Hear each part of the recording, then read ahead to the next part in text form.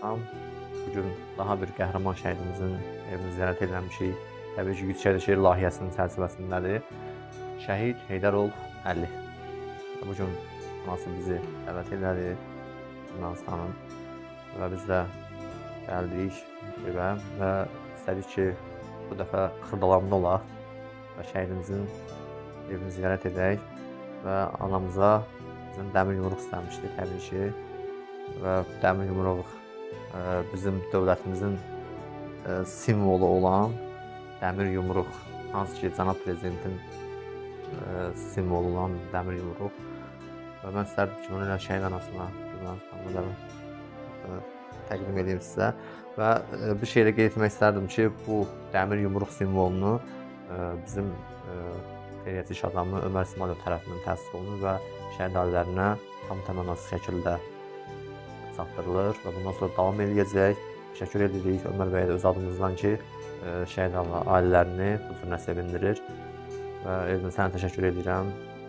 Sən də şəhidlərimizin həm fotolarını, həm videolarını öz sosial şəbəkələrində işıqlandırırsan və bunun özü böyük bir addımdır, təşəbbüsdür və mən istərdim ki, sizin bir neçə vaxt ki, bizim tədbirimizə qoşulmusunuz və Yüksəliş şeir layihəsi haqqında biraz qısa da olsa mən sizin fikrinizi almaq istəyərəm. Buyurun. Çox sağ olun. Elmin mənimlə çoxdan tanıyıram. Uşaqlarımla birinci ilinin əlindən çox təqdimərin iştirak edib, çəkilişlər aparıb. Səmimi deyiləm, təmənnasız. Sizi də bu yaxınlıqca tanımışam, hardasa bir ay müddətində. Çox təşəkkür edirəm sizə. Sizin kimi bizim Azərbaycanımızın oğlanları var. Bu 100 şəhid adına məqalələr yazılır. Bizim inşallah 22-ci məqalədir. Şəhid anaları ilə bir yerdə orada mən iştirak edirəm. Çox sağ olun ki, təmənnasız bizim uşaqlarımızı belə tanıdırsınız. Sizin kimi oğullara təşəkkür edirəm ki, əli kimlər və əlinin sayəsində olan bütün şəhidlər unudulmaz. İnşallah.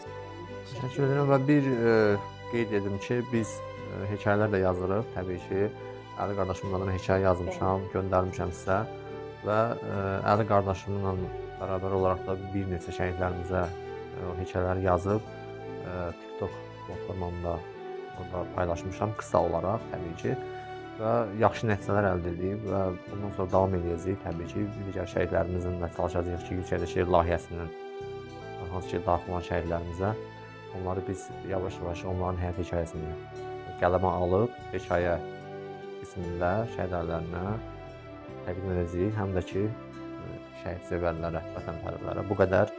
Təşəkkür edirəm. Çox sağ olun, mən təşəkkür edirəm. Gəlmərək. Mən də sözü həmişə deyirəm, biz şəhid anaları, evlatlarından nə qədər danışsa azdır. Amma mən əlimi, həmişə deyirəm bu sözü, əlimi o qədər doyunca görmədim, çünki işimlə bağlı. Ancaq əli çox mehriban, çox gülər üzlü bir evlad idi. Bütün qonşular əlinin xətrinə çox istəyirdi. Əli vətənpərvər idi. Əli 15 yaşı var idi. Əli Antakya şəhidləri, Tovuz şəhidləri olanda bir dəfə demişdi ki, mən belə istəyirdim, deyəm, gedim müharibə. Bir də Əlinin bir müəlliməsi, iqtidari müəlliməsi var. Əli 2-ci sinifdə oxuyanda orada nəsə tədbir imiş, neymişsə bilmirəm. Bunun Əli şəhid olandan sonra müəllimənin özü mənə danışdı. O vaxtda Əli 2-ci sinifdə oxuyur. Qayıdıb müəlliməyə deyir ki, müəllimə, mən böyüyəndə əlimə avtomatla demir, güllə alıb gedib erməniləri öldürəcəm. Yəni bu 2-ci sinifdə oxuyan bir uşağın ağlına gəlməz bir sözdür deyib. Qisməti də belə oldu. Yəni mən fəxr edirəm, düzdür. Mənim üçün çox çətindir əlisizlik. Bir evladım var idi, çox çətindir mənə. Amma əlinin şəhid olub, əli ilə fəxr edirəm. Mən fəxr edirəm ki, bu cür oğlum anasıyam.